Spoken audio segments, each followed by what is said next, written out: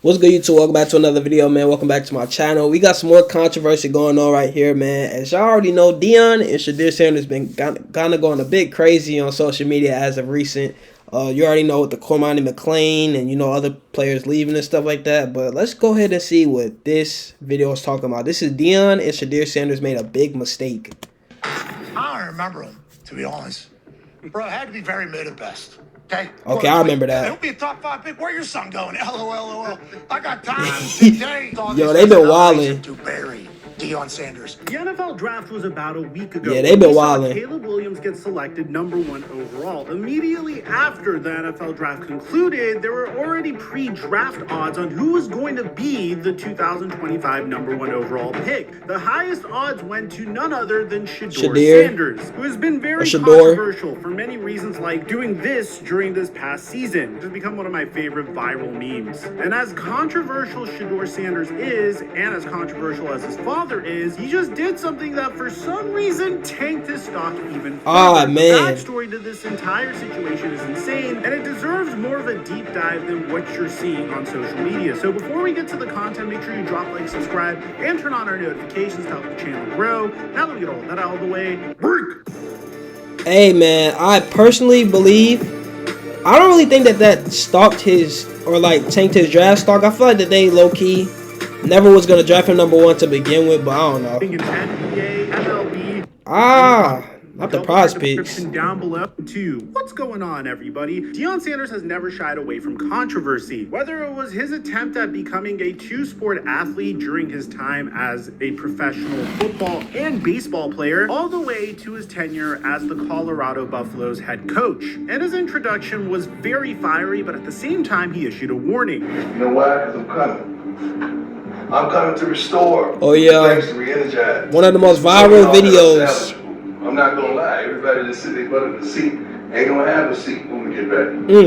But I'm coming. And Max Olson covered all of this in a deep dive on The Athletic. In an article titled "What Happened to Deion Sanders' Colorado Castoffs, Revisiting a Record-Setting Exodus," the article documents multiple athletes as they attempted to play for the Colorado Buffaloes that were essentially cast away once Deion Sanders was hired. The article mentions major athletes such as the son of Josh McCown, another player by the name of Chase Sowell, and most famously, a player by the name of Xavier Smith. Each of them documenting their experience as Deion Sanders essentially turned his back on them. The article opens up by saying Chase Sowell walked into Colorado's football facility on the Sunday after the 2023 spring game and saw more than a dozen teammates lined up against a wall. As each player entered the head coach's office and emerged within minutes enraged or in tears, the second-year wide receiver nervously pondered his fate. We knew it was going to happen, but we didn't know it was going to happen that soon. He didn't sugarcoat it. He was telling me, "You're coming off of injury. I don't think you'll be one of the guys we need to start this year. We need guys that are going to be ready to play now." Sanders didn't need to use the word cut, but Sowell understood it was time to pack his bags and enter the transfer portal and find a new home. Now, it's very common for first-year head coaches to tell underperforming players of a underperforming program to move on, but the way that Deion Sanders did it was very interesting. Losing 20 players in one day isn't very common, and by the end of spring, 53 scholarship players transferred out of the program. This was unprecedented in college football. There was 87 new players and way more fascination about what Deion Sanders was doing in Colorado. And at the very beginning of the season, it looked like the right move. Colorado started out 3-0. They would lose the next 9 games, and this has people split into two camps. You either believe that Deion Sanders is in the middle of doing something unprecedented and great for the Colorado program, or you feel like this is a social media team that is more focused on generating clicks and attention than winning football games.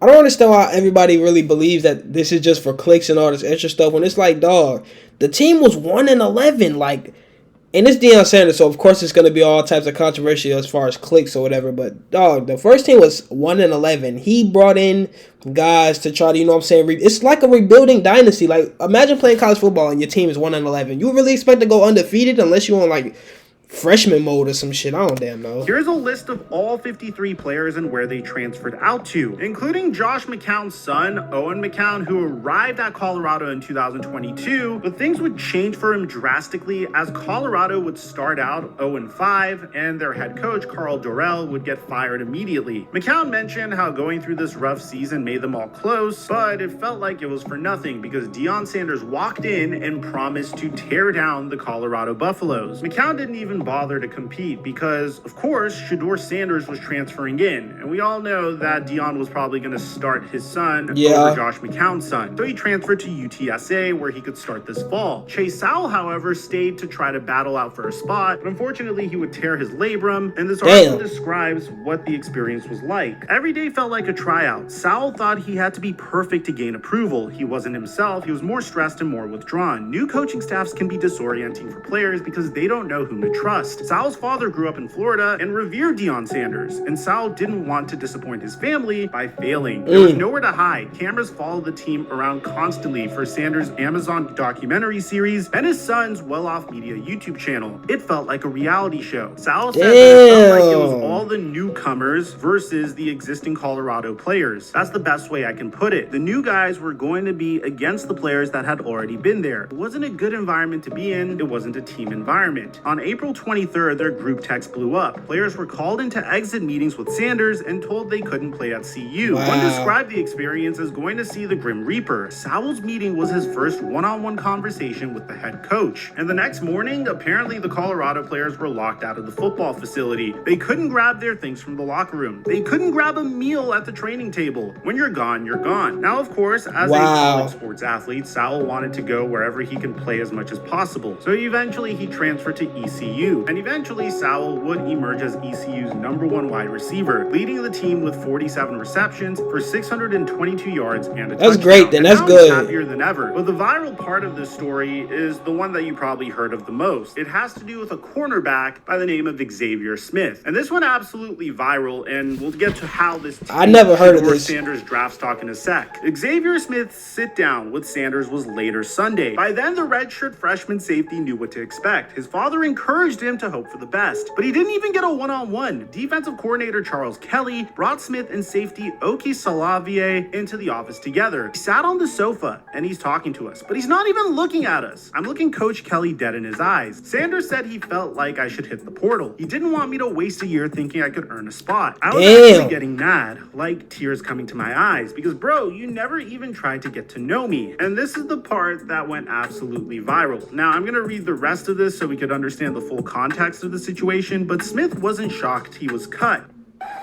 Were you Bro, I mean, it is kind of like a bit harsh, but then again, bro, when you coming in, the team was horrible to begin with. So it's like, dog, you gotta really earn your spot. Like, it's a type of I want to win now situation. Like, if you a coach, if you're being coached by Deion Sanders, he likes to win. So he's not gonna just come in and deal with, you know what I'm saying, a couple bad seasons. Yes, they went 4-8, but dog, like, that's not what they want, or that's not what they're looking for to just rebuild over the next few years. They're trying to win immediately. So I know it is tough, but bro, college football is a business before anything. Given his injury history, he'd broken his right leg during his senior season in high school and again in the spring while rehabbing. He played in one game in 2022, but missed the rest of the season with a hamstring injury. Now Smith was finally healthy, and as a young defensive back from Atlanta, was eager to learn from his Hall of Fame head coach. Smith assumed that Sanders would dump older players and embrace the young talent he inherited. During the team meeting, he told himself, he's not talking about me, I'm not leaving. So he pretty much ignored Deion Sanders' advice. And during the spring, Smith felt more like an extra in the background of the reality show. He tried to make the most of second team reps and made plays in the spring game, but he struggled to get Deion Sanders' attention. So as he sat on that couch and listened to Kelly encourage him to leave, there was frustration. He was destroying guys' confidence and belief in themselves. The way he did it, it could have been done with a little more compassion. Now, this does have somewhat of a happy ending. Smith would regain his confidence when he would transfer to Austin, PA, the FCS program in Clarksville, Tennessee, which provided an opportunity That's to what's up. That's good. Coach Scott Walden won him over with his relentless enthusiasm. Smith caught up quickly to earn a starting role and freshman All-America recognition on a 9-3 team that won its conference. That's tough. At the end of the season, when his head coach landed the head job at UTEP, Smith re-entered the transfer portal and followed him to El Paso. And this is why this went absolutely viral, because a short snippet of this article article was clipped out in order to draw attention. Because like these articles tend to do, a graphic was made with probably the biggest highlight of this article that kind of took some of these quotes out of context. Where Xavier Smith said, "I was actually getting mad, like tears coming to my eyes, because bro, you never even tried to get to know me. He was destroying guys' confidence and belief in themselves. The way he did it, it could have been done with a little more compassion." Now, you might be thinking, Mike, how does this affect Shedeur Sanders? Well, this article at the time that we recorded this video got 8.8 million views. Oh my gosh. And then Shedeur Sanders quote tweeted this article and said, "I don't even remember him, TBH. Bro had to be very mid at best." And this got 16.5 million Oh views. my gosh. So you can understand why some people don't like Colorado very much, because here's a guy that clearly has had a very tough career. I mean, injured in high school, tries to get a chance with Colorado. His head coach, which is someone that he looked up to, didn't even look him in the eye and told him he had to enter the transfer portal. Life is tough and being a football player is tough, and I'm assuming this guy was hoping that there would be more compassion and empathy. I could also understand Deion Sanders feeling so desensitized to cutting this many players, because it's part of the He trying to reality win, of a right? head coach. You came into a program, you don't really know these players, you haven't formed a connection or a bond with these players, so I guess he couldn't even look them in the eye and say, "Hey, we're moving on from you." Now, did you think Deion Sanders was going to stay quiet about this situation? Most definitely not. The entire Sanders family declared war as a result of this report. And I don't know if they're brilliant for doing this or if it's a bad move. Because on one hand, by responding to this, you're drawing more attention to the situation. At the same time, I think each and every college football team is going to be juiced up to try to take down a team that only won 4 games last year. So Deion Sanders' first tweet about this situation was, "Folks don't hate you because they don't really know you. They admire you in a negative way. They realize they can't be you, think like you, talk like you, or walk in your shoes. That bothers them. Always smile when you see them because that makes them admire you so much more in that negative way." I don't think that was a good move for him.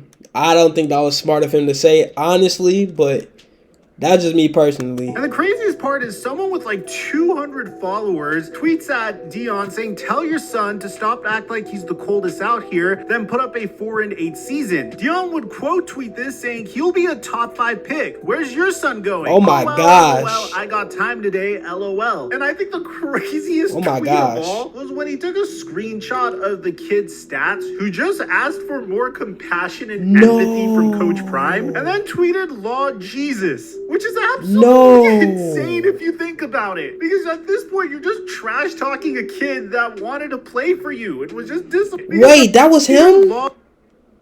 Oh, that was him. Oh my Jesus. gosh. Which is absolutely insane if you think about it. Because at this point, you're just trash talking a kid that wanted to play for you. It was just disappointed that he didn't get the opportunity. Wow. Look, guys, I absolutely love Deion Sanders. I love his swagger. I love the attention he brought to Colorado. That's crazy. To be honest, I wouldn't be making content on Colorado if it wasn't for the Sanders family. But I have to admit, beefing with kids that were born in the 2000s is absolutely insane. I mean, I understand making the decision that you had to make. If you thought the player sucked, then you thought he sucked. And if you had to move on from him to improve Colorado, then you had to do that. But you don't have to trash talk the kid. And someone just called it out like it was, saying this is one thin-skinned family. And Deion Sanders Jr. kind of proved the point even further when he said, "Yo, they're wildin'.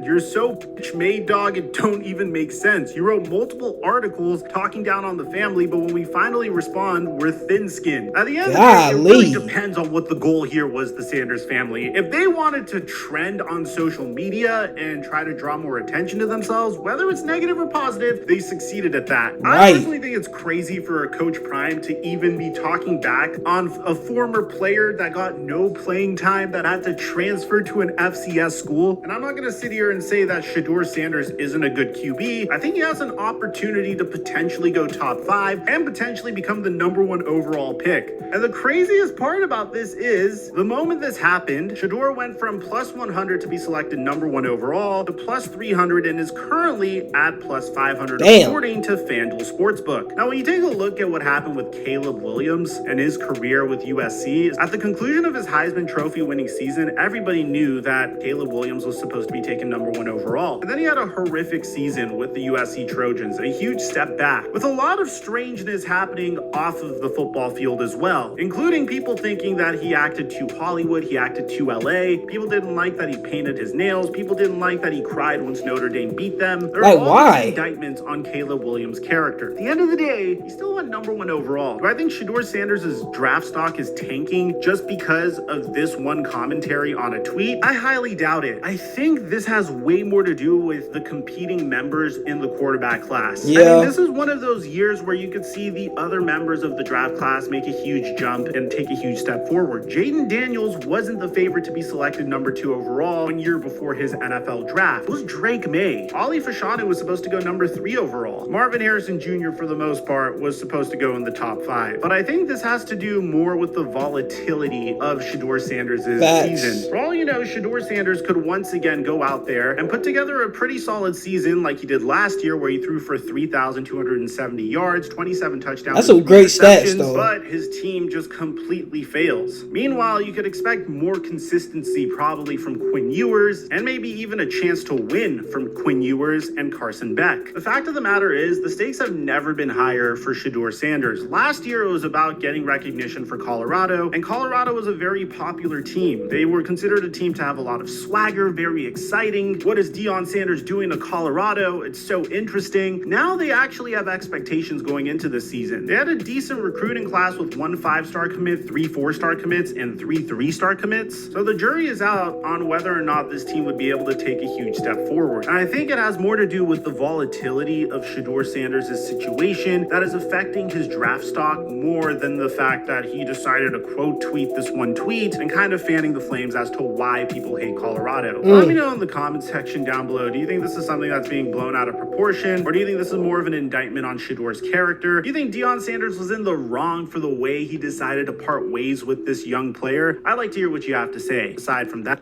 I'm your boy Mike. All right. So I will say this, bro.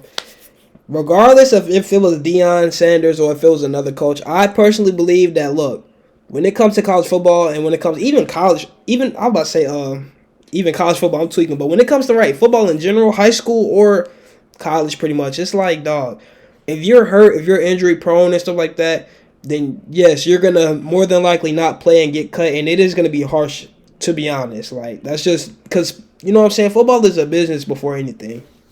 What I will say as well is, it's just the way that they're kind of responding to it, like tweeting and stuff like that, going back and forth.